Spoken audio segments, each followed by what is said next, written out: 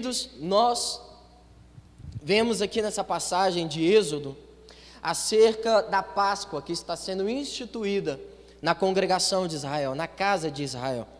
Deus prometeu que nessa noite Ele ia livrar o povo de Israel das mãos do Egito e que dessa vez eles atravessariam ali o seu caminho de vitória. Mas antes que isso acontecesse, Deus vem dando um ensinamento para o povo. O Senhor vem colocando no meio deles um dogma, uma cultura, uma tradição foi implantada ali naquela noite, a Páscoa. A Páscoa nada menos, nada mais é do que para lembrar o dia que Deus tirou o povo do Egito, ou seja, o dia que Deus fez com que, se o povo deixasse de ser escravo e passassem a ser, entre aspas, donos de si mesmo, uma nação soberana. Então aqui Deus institui a Páscoa. Só que no meio desse ensinamento da Páscoa, o Senhor Ele vai dizer para esse pessoal pegar esse cordeiro, pegar esse cabrito jovem, sacrificar o cabrito, tirar o sangue dele, e a Bíblia diz, o Senhor diz, não vai jogar esse sangue fora. Vocês vão pegar o sangue, passar nos umbrais da porta, vocês vão passar no arco da porta, que é o que a gente chama hoje, vai passar no arco da porta esse sangue. Guarda isso aí. E aí o Senhor vai continuar. E naquela noite comerão a carne assada no fogo, com pães asmos, sem fermento. Com erva amargosa a comerão. Não comereis dele nada cru do cordeiro, nem cozido em água, senão assado ao fogo, a cabeça com os pés e com a fressura. E nada dele deixareis até pela manhã, mas o que dele ficar até pela manhã, queimareis no fogo. Assim, pois, o comereis, os vossos lombos cingidos, os vossos sapatos nos pés e o vosso cajado na mão. E o comereis apressadamente. Esta é a Páscoa do Senhor. E aqui versículo 12. E eu passarei pela terra do Egito esta noite, e ferirei todo o primogênito na terra do Egito, desde os homens até os animais. E sobre todos os deuses do Egito farei juízo. Eu sou o Senhor. E aquele sangue que vos será por sinal nas casas em que estiverdes. Ou seja, aquele sangue que Jesus pediu para que o povo passasse na porta, era um sinal de que aquela casa era uma casa obediente a Deus, não que aquela casa pertencia a Deus, porque aí vem, será que Deus precisava que o povo passasse o sangue para saber quem é que pertence a Deus? Será que Deus já não sabe? E eu quero abrir um parênteses, muitas vezes a gente fica assim, eu não preciso disso, fazer isso ou fazer aquilo, porque Deus sabe o meu coração. Eu não preciso ser crente para você, porque Deus sabe que eu sou crente. Eu não preciso ser crente para o outro, porque Deus sabe que eu sou crente. Mas o Senhor, Ele não quer que Ele saiba que você é crente. O Senhor quer que as pessoas saibam que nós somos fiéis ao Senhor Jesus Cristo. Deus, quando Ele pede aqui para o povo, passa-lhe o sangue, porque esse sangue vai ser um sinal. Deus está pedindo a obediência do povo numa coisa tão pequenininha. Só externa, só mostra com esse sangue que vocês pertencem a mim. Não é porque se o sangue não tivesse ali, Deus não saberia, Mas acontece que quem é fiel a Deus, quem é de Deus, passou o sangue ali na porta do cordeiro. E quando a gente faz uma analogia com a nossa casa, com o nosso casamento, com a nossa vida sentimental, quando a gente traz isso para a nossa vida, a gente precisa entender que a nossa vida, por completo, ela é para a honra e glória do nome do Senhor Jesus Cristo.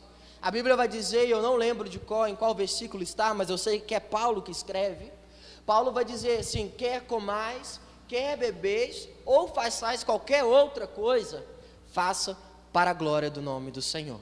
Então, quando a gente olha para a nossa vida sentimental, eu não estou falando apenas de marido e mulher, para você que tem um namorado, uma namorada, para você que tem alguém que é apaixonado, para nós cristãos, esse relacionamento ele tem que ser para glorificar o nome de Deus.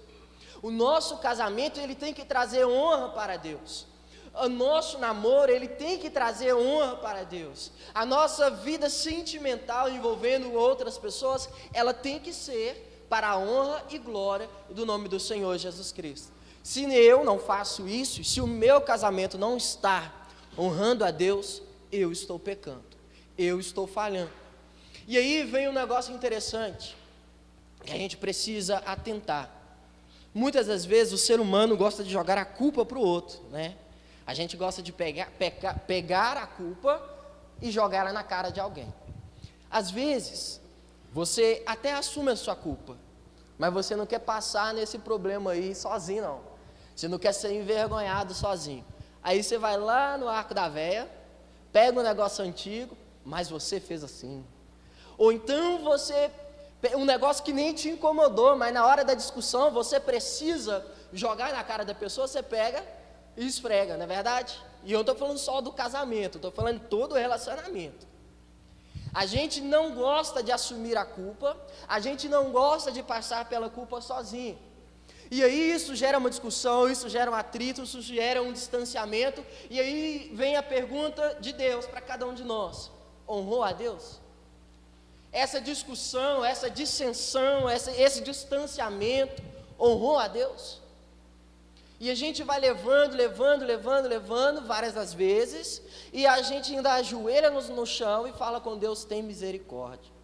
Eu imagino assim, isso aqui está no livro de Acrescentares, está escrito assim: Deus olha do céu quando o homem ora dessa maneira e fala assim: tem misericórdia você, meu filho, porque você vai lá, arma o barraco, faz a guerra, destrói ali o momento de paz, e a gente ainda vai pedir misericórdia para Deus. Deus tem misericórdia. A oração necessária nesse momento seria: Senhor, abra os meus olhos, me dá visão, me dá entendimento, me dá clareza. Quanto mais o tempo passa, querido, eu só tenho 1 ano de casado, ainda vou passar mais aí, não sei quantos anos eu vou viver, mas vou ir até o final desse casamento, em nome do Senhor Jesus Cristo. E eu vou dizer para vocês, eu aprendi mais nesse 1 ano do que morando com a minha mãe a vida inteira. Eu aprendi muito mais coisa dentro de casa, ainda não sei tudo, não sei 1% do que eu deveria saber, mas eu aprendi mais coisas estando casado do que sendo filho. Porque sendo filho, a mãe vem, mete a mão na sua cara, você senta e fica calado. Como é que você vai responder sua mãe? Agora, quando é com o seu cônjuge, você ainda peita ele.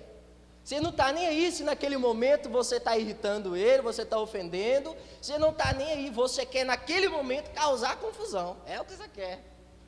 E isso, quando eu paro para pensar, eu penso: misericórdia, Jesus, fiz tudo errado do que eu deveria ter feito.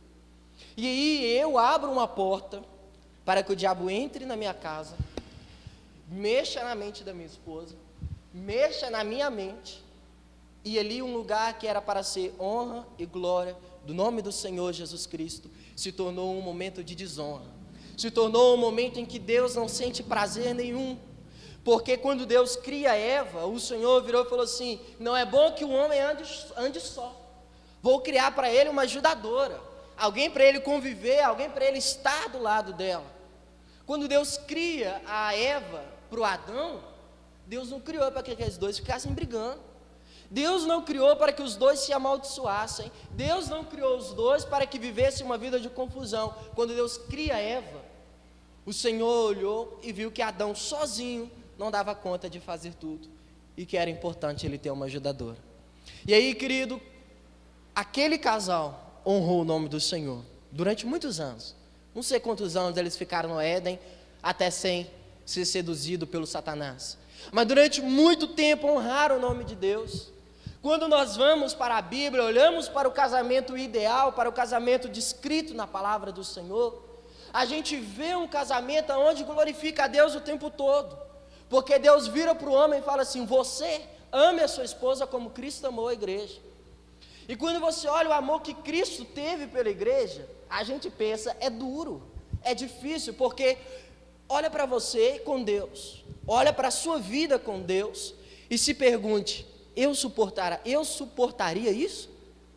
Eu seria tão paciente quanto Deus tem sido comigo? Então, quando Deus pede para nós amarmos, é porque Ele quer um amor sem condições. Chateou, ama. Estressou, ama.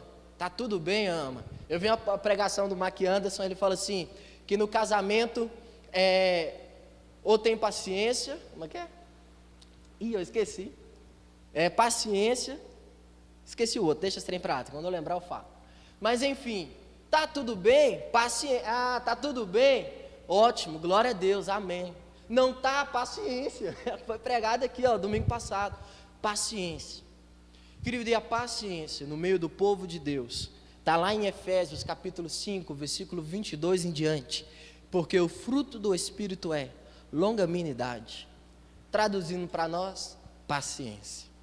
É ser longânimo, é demorar a se irar, é demorar a se estressar, é demorar a brigar, é demorar a xingar, é ser longânimo, puxa mais um pouquinho.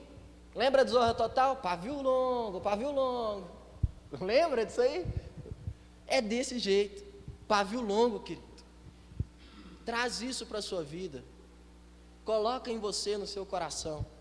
Vamos colocar em cada um de nós, porque o dia que nós formos pacientes, longânimos, a nossa vida vai glorificar o nome do Senhor Jesus Cristo. A nossa vida, e eu estou falando disso aqui, eu estou falando disso porque eu vivo e Deus tem me mostrado muitas coisas que eu tenho feito errado, e não estou dizendo para vocês que eu sou maravilhoso, eu não sou. Jennifer me conhece, não sou. Mas errando, Deus falando, ela falando, Sônia falando, minha mãe falando, e nós vamos aprendendo da maneira como Deus queria. Então, dentro do nosso casamento, dentro da nossa casa, do nosso relacionamento, nós vamos lá em Efésios, capítulo 1, versículo 7, vai estar escrito assim, olha: em quem temos a redenção pelo seu sangue, a remissão das ofensas, segundo riquezas da sua graça. Então, lá no Antigo Testamento, o Deus pede para que passe o sangue nos umbrais, para que na hora que o anjo da morte passasse, não afetasse a casa daquele que estava com o sangue. O obediente passou o sangue. Quem crê em Jesus Cristo, a Bíblia diz que levantou a sua mão, batizou, esse que externou a sua fé, ele agora tem sobre a sua vida o sangue de Jesus. E o sangue de Jesus, como está escrito aqui, ele trouxe redenção, remissão de ofensas, segundo a sua grandiosa graça. Então, meu amado, o diabo, ele vai se levantar, o Satanás vai se erguer, ele vai lutar contra a nossa casa, ele vai lutar contra os nossos filhos, ele vai lutar contra os nossos relacionamentos. O diabo, ele vai entrar se nós deixarmos com que a porta da nossa casa esteja sem o sangue do Senhor. Existe uma linha de raciocínio que diz: uma vez salvo, salvo para sempre, né? Porque nós fomos predestinados, segundo essa teologia aí. Mas a Bíblia é clara. Olha para a vida de Saul. Deus chamou Saul para ser o primeiro rei de Israel. Deus pegou Saul, batizou ele com o Espírito Santo, porque quem já leu ali o livro de Reis, conhece a história de Saul. Saul começa a profetizar juntamente com os profetas, coisa que ele ainda não tinha feito na vida dele. Saul sai dali e vai se encontrar com o profeta. Se encontrou com o profeta, é ungido. A vida de Saul começou muito linda, maravilhosa. Ele começou do lado de Deus, ele começou profetizando, ele começou recebendo o Espírito Santo, ele começou sendo ungido, ele começou sendo chamado por Deus, ele começou sendo instruído por Senhor, porque os primeiros anos da vida de Saul como rei, ele obedece à voz de Deus. Mas em determinado momento, querido, entende? Saul decide não obedecer mais a Deus. Saul decide agora fazer as coisas segundo a sua própria vontade, segundo o seu próprio querer, segundo os seus próprios desígnios. A marca que estava nele de Deus, Saul coloca a mão e tira. E Saul vai passar a viver uma vida segundo os seus próprios preceitos. E nós sabemos, o fim de Saul é se envolver com bruxaria, se envolver com espiritismo, se envolver com assassinatos, né, fora ali do que era permitido. Ele começa a buscar Davi para matar Davi, aquele desejo de vingança, aquele ódio no coração. E Saul agora ele vai se suicidar, porque ele não consegue falar com Deus, foi totalmente desligado de Deus, o Espírito Santo já não estava mais nele, e Saul vai agora com medo de morrer pelas mãos do seu inimigo, ele se suicida. Então não pense você que uma vez salvo, salvo para sempre, porque isso é mentira do Satanás. A sua salvação, ela já foi comprada. O Senhor já pagou um preço na cruz. Paulo vai dizer outra vez, porque se existia contra nós alguma cédula, se existia alguma nota promissória contra nós, algo que dizia que nós devíamos, o sangue de Jesus pagou na cruz. Isso é fato. Mas aí vem a nossa conduta, a nossa maneira de viver. Você vai se comportar como quem é salvo, ou você vai se comportar como quem é ignorante, como quem não conhece? Qual é a maneira como eu e você estamos nos decidindo a viver a nossa vida? As brigas chegam, as discussões chegam, os problemas aparecem, Satanás bate na porta, ele se apresenta como uma falsa amizade. O que nós temos feito? Temos dobrado os nossos joelhos e pedido a Deus para que interfira? Ou temos criado tumultos? Apóstolo Paulo, mais uma vez, dirigido pelo Espírito Santo de Deus, vai dizer: nem se nomeie no meio de vós a dissensão, a confusão. Não é costume, não é maneira de um cristão viver. Paulo, ele nos orienta, querido, depois você lê as cartas de Paulo na sua casa, pega uma por uma e dá uma lida. Tudo que Paulo escreve é referente à nossa maneira de viver. Paulo, ele não escreve nada sobrenatural. Você não vê Paulo falando de coisas sobrenaturais, a não ser quando ele fala que ele foi arrebatado no terceiro céu e que ele viu coisas que não podia contar para nós. Mas fora isso, Paulo vai dizer: não mata, não rouba, não adultere, não fique com a mulher do seu pai, não faça fofoca. Paulo, ele vai escrevendo para nós, para sabermos como nos portarmos no dia a dia. E essas coisas, precisamos sermos relembrados, não porque nós não sabemos, é porque cai no limbo, né? Cai no esquecimento. Vamos vivendo no automático, já viu que o filme do clique? Igualzinho, apertou o botão ali, passou seu dia, você nem viu, acabou o dia, na hora que você assusta, 10 horas da noite, você está deitado, preocupado com o relógio que vai despertar amanhã às 5 horas da manhã. Vamos vivendo no automático, e a nossa vida precisa dar um pause. Eu preciso dar um pause, eu preciso parar, eu preciso olhar para dentro de mim, preciso parar de ficar olhando para os irmãos da igreja, o irmão que não canta, o irmão que não bate palma, o irmão que não dá glória, o irmão que falta de culto direto, o irmão que veste a roupa assim, o irmão que veste a roupa assada, e olhar para dentro de mim, porque a gente olha muito para o outro, a gente se preocupa demais com o outro, e fica ali, ó, o irmão isso, e aí você vai deixando a sua vida passando, porque eu estou preocupado demais com o colega, e aquilo que estava em mim para ser corrigido, eu não estou corrigindo, está passando. A gente está preocupado em tirar um cisco do outro, e tem uma trave estacionada na nossa cara, e o negócio vai ficando feio para mim, porque eu vou deixando a minha vida passar, em detrimento da vida do outro.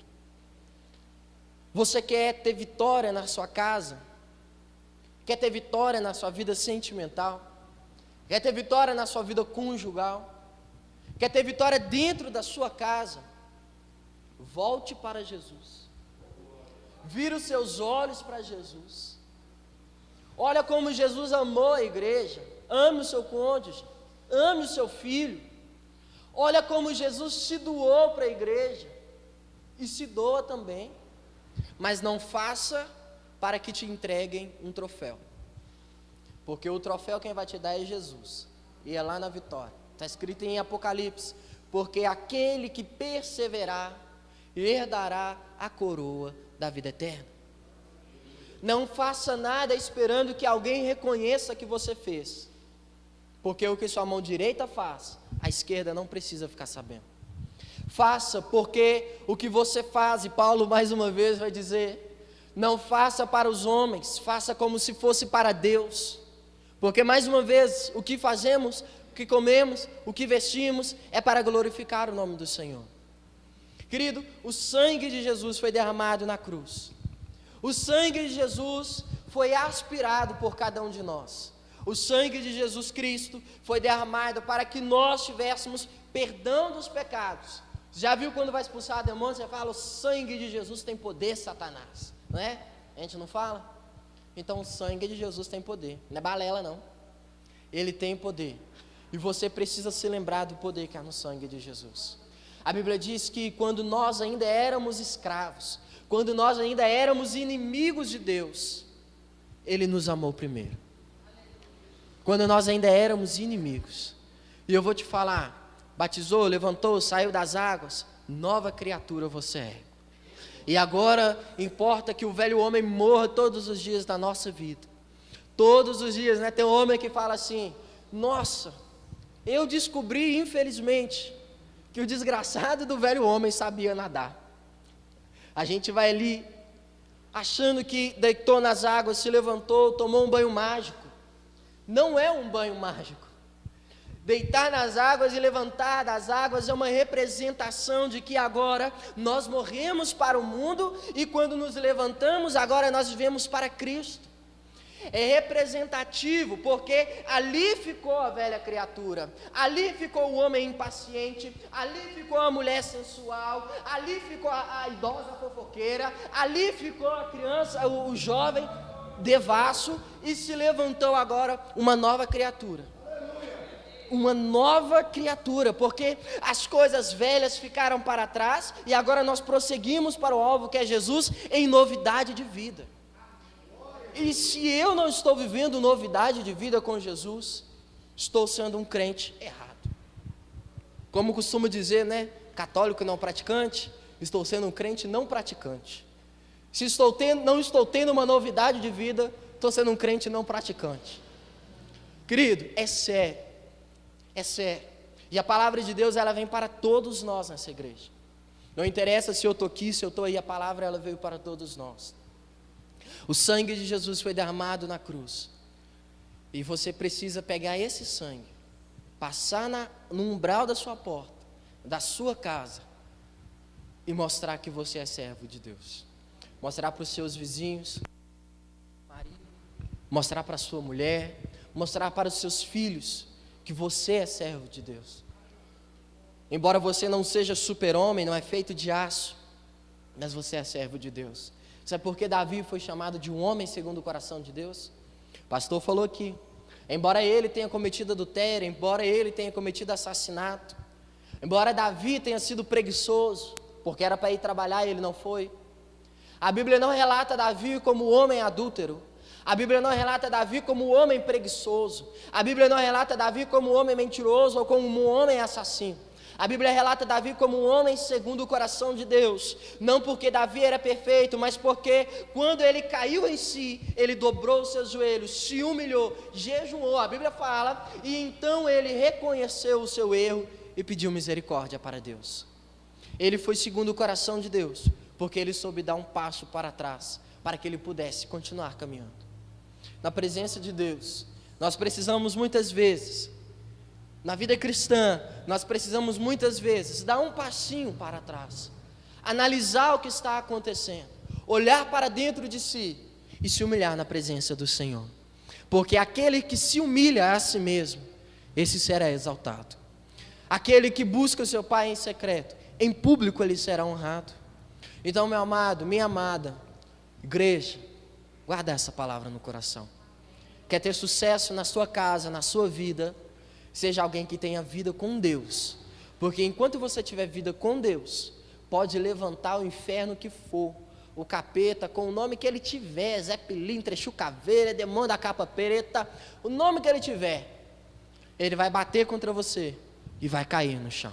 Porque quem tem poder na vida do cristão é Jesus Cristo. O nosso general, ele é Cristo. E ele tem poder para usar cada um de nós, para pisarmos na cabeça dessa serpente, para saltarmos muralhas e para dizer que em Cristo nós somos mais, muito mais do que vencedores. Amém?